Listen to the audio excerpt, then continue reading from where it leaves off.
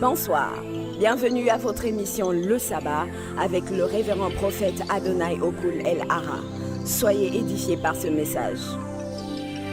Shalom, bien-aimés, soyez bénis partout où vous nous suivez. Partout où vous nous suivez, que la grâce de Dieu ne manque pas de vous localiser.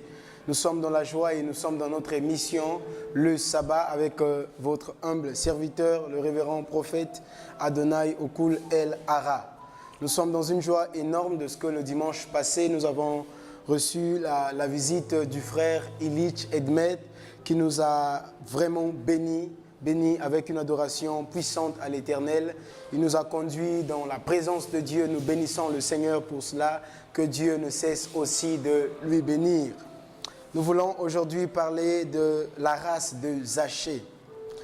Et l'histoire de Zachée se trouve dans le livre de Luc au chapitre 19. Je lis la parole de Dieu à partir du premier verset. Jésus était entré dans Jéricho, traversait la ville.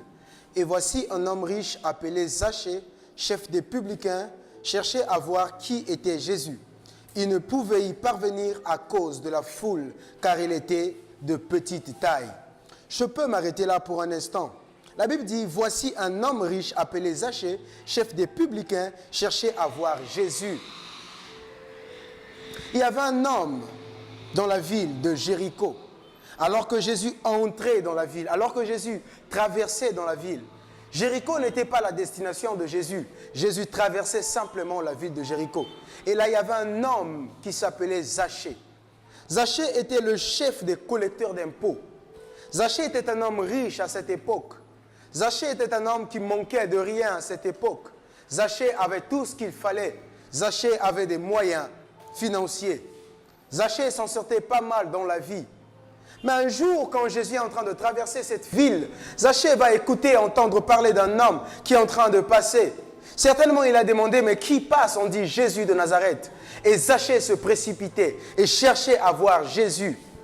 Et là, la parole de Dieu se confirme dans la Bible. La Bible déclare, quand vous écoutez ma voix, n'endurcissez pas vos cœurs. Zachée, un jour, ne savait pas que Jésus allait passer. Mais dès lors que le bruit de Jésus parvint à ses oreilles, Zachée eut le besoin, eut la soif de rencontrer Jésus. La Bible dit, il cherchait à voir qui était Jésus. Je veux te dire, toi qui as écouté la parole de Dieu pendant un certain moment dans ta vie, cherche à savoir qui est Jésus. Tu as écouté la parole de Dieu, ne laisse pas ton cœur endurci, commence à chercher Jésus est qui? Commence à chercher qui est Jésus. Et Zachée l'a fait. Mais la Bible déclare, il ne pouvait y parvenir à cause de la foule car il était de petite taille.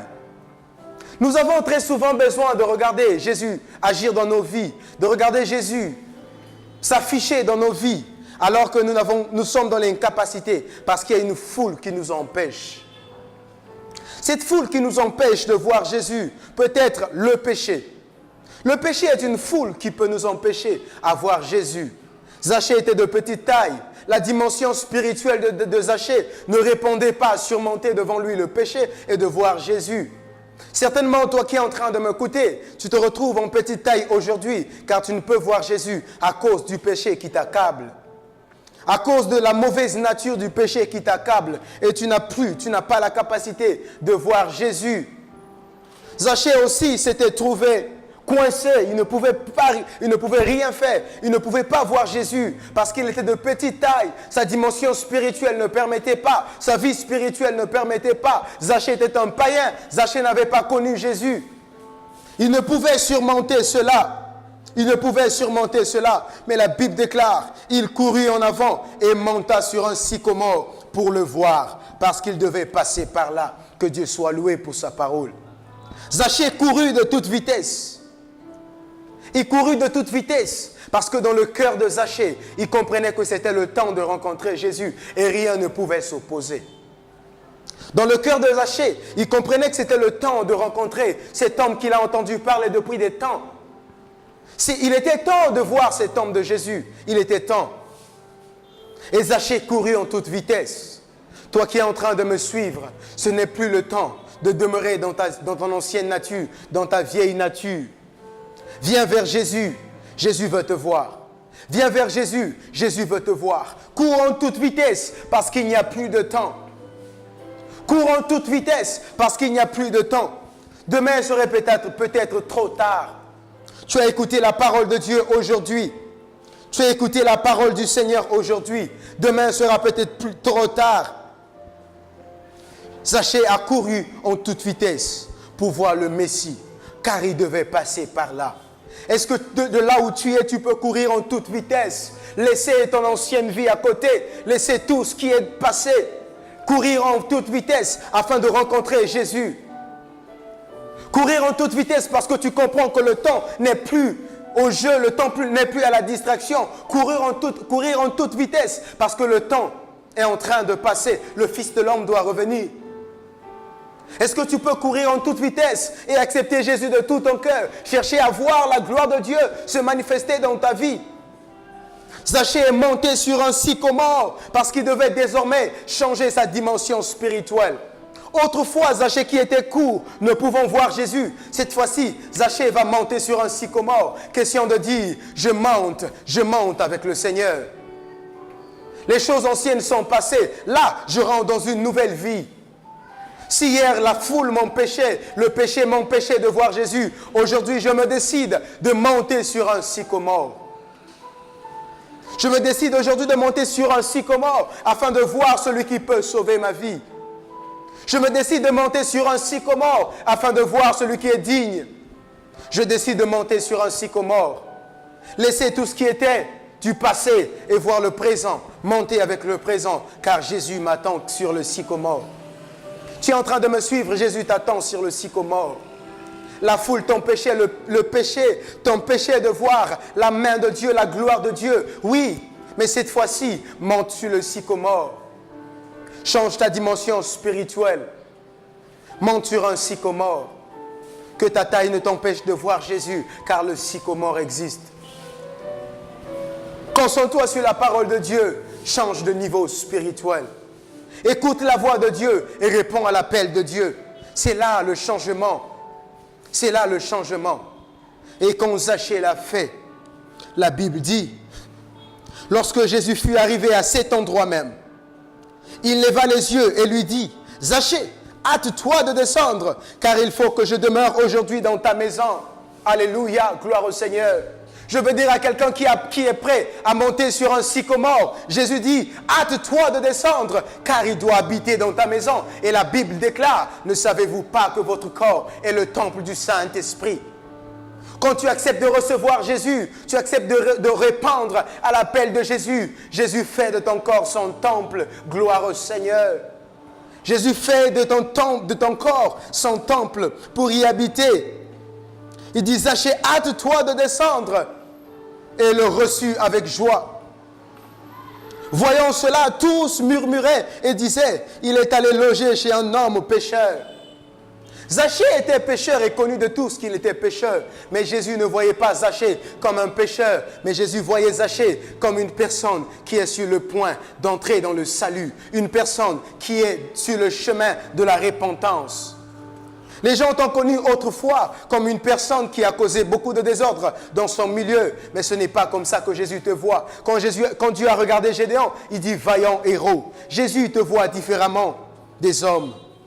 Les hommes t'ont connu comme quelqu'un qui a causé des dégâts partout où il passait. Mais Jésus ne voit pas cela. Jésus voit autre chose en toi. Jésus voit un futur serviteur de Dieu que tu es. Jésus voit un futur serviteur de Dieu, un futur sponsor dans l'œuvre du Seigneur que tu es.